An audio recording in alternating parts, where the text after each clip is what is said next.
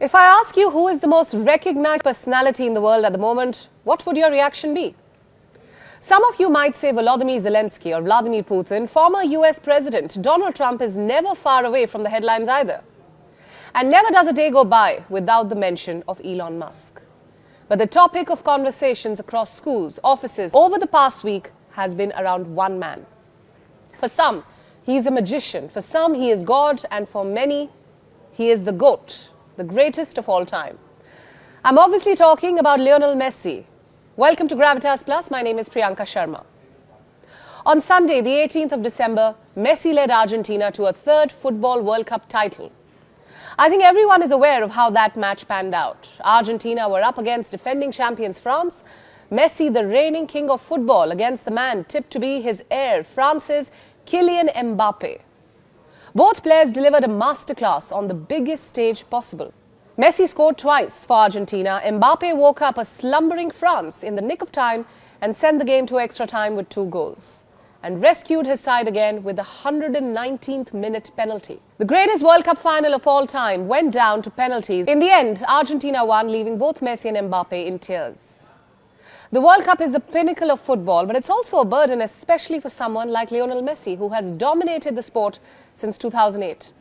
It was his 5th and final World Cup, and time was running out. The path to sporting immortality went through the World Cup, and the 35-year-old's emotions at the end of that shootout told the story. His teammates ran towards goalkeeper Emiliano Martinez. Messi sank to the ground as emotions took over.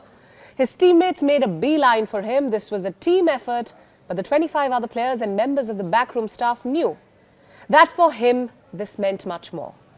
Messi scored 7 goals during the course of the tournament. That performance saw him honoured with the Golden Ball for Player of the Tournament. It's the first time a player has won it twice. Make no mistake, Qatar 2022 will forever be remembered as Messi's World Cup. 36 years ago, another magician by the name of Diego Armando Maradona had led Argentina to the summit of world football. It elevated him to godlike status in the football-mad country. No amount of controversy would diminish the love that Argentines had for the man they considered him the most humane of their gods. I'm not exaggerating. For all his achievements individually and for Barcelona, Messi was always second best behind the great Diego. He had left the country as a 13-year-old, and his footballing skills and philosophy were fashioned at Barcelona in Spain. On the 18th of December, a grateful nation finally accepted him as one of their own. Look at these pictures now and tell me, they don't give you goosebumps. Have you ever seen anything like this? A spontaneous outpouring of emotion, a sea of blue and white at the obelisk in Buenos Aires. They forgot their problems, the inflation and the internal squabbles. This was what mattered.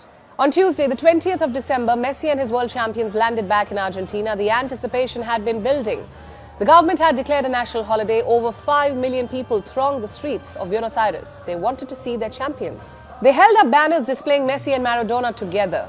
The player, once dubbed the Little Flea, had joined the pantheon of greats. And who better than the great Pep Guardiola to shift us towards the GOAT debate? That was under him. It was under him that Messi broke through and established himself as a global superstar. Today, he has earned admission into the most exclusive club in football. It doesn't exist anywhere except in the realm of perception.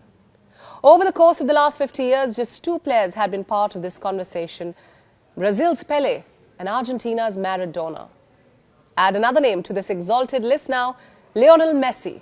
No arguments there whatsoever. All through his career, Messi has had one great rival. To get to the top, he had to first become the greatest of this generation. And whatever Messi could do, Cristiano Ronaldo could do as well.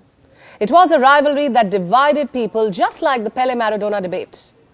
Messi had 793 goals across club and international football. Ronaldo has 819, and he is the top scorer in international football.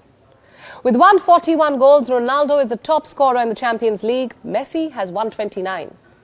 Messi has won a total of 42 trophies, and this also included the Olympic gold in 2008. Ronaldo has 34 titles, and this includes the Euro 2016 and the 2019 UEFA Nations League. But he doesn't have a World Cup in his trophy cabinet. Neither did Portugal reach a World Cup final across the 5 editions that Ronaldo featured in. You see, sport can be cruel, but it is fair. You always have a winner and a loser. The Messi versus Ronaldo debate has been settled at Qatar 2022. Finally, Messi has landed the knockout punch that has sent Ronaldo to the canvas.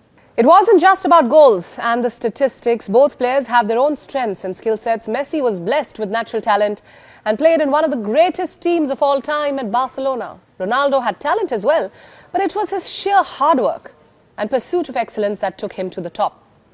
He always had a stubborn streak in him that led to fallouts with managers and teammates, but that was all pushed to the background, simply because his numbers spoke for themselves.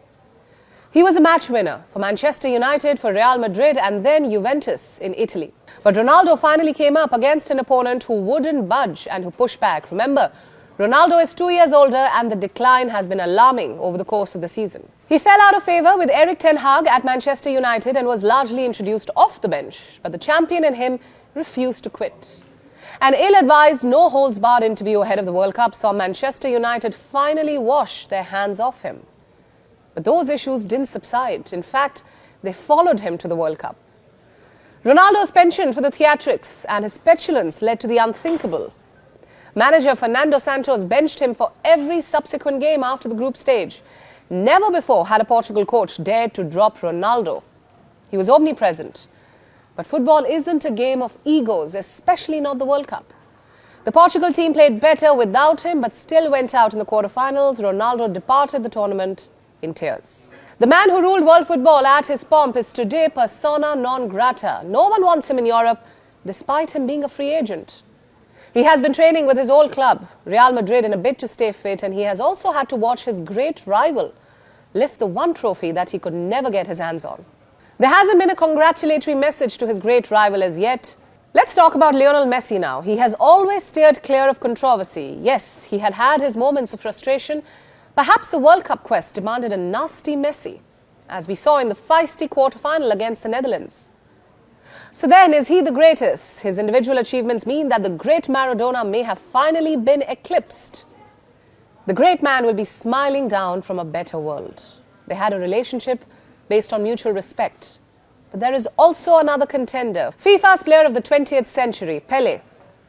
The Brazilian won 3 World Cup titles in 1958, 1962 and 1970. He was football's original global superstar, and that legacy is intact even today.